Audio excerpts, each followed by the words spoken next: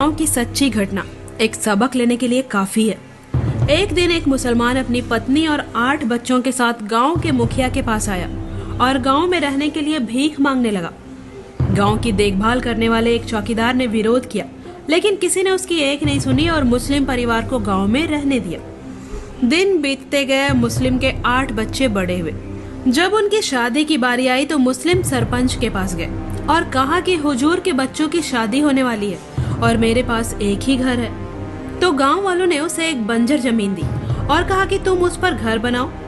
इसके बाद मुसलमान बनिया के पास गया और उससे पैसे उधार लिए। कुछ समय के बाद उन 8 बच्चों से 74 बच्चे पैदा हुए और देखते ही देखते लगभग 30 वर्षों में उस गांव में मुसलमानों की आबादी 40% हो गई। अब मुस्लिम लड़के अपनी आदत के मुताबिक हिंदुओं से झगड़ने लगे और अपनी औरतों और बहन बेटियों के साथ छेड़खानी करने लगे। धीरे धीरे प्रत्येक हिंदू अपने परिवार के साथ स्वेच्छा से गांव छोड़ने लगा। एक दिन गांव के मुख्य मंदिर को मुसलमानों ने तोड़ दिया और उस पर मस्जिद बनाने लगे। फिर बाकी हिंदुओं ने उन्हें रोकना शुरू किया। तब मुसलमानों ने कहा कि जो कोई अल्लाह के काम में बाधा डालता है उसे काट दो।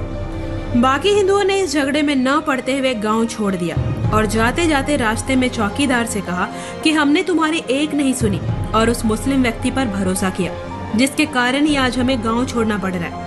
उस गांव का नाम पंचवटी से बदलकर रहीमाबाद कर दिया गया है। ये गांव महाराष्ट्र के अमरावती जिले में स्थित है। ये कहानी नहीं है, सत्य घटना है और ऐसी ही कहानी भारत के कई गांव और कई शहरों में मिल जाएगी आपको।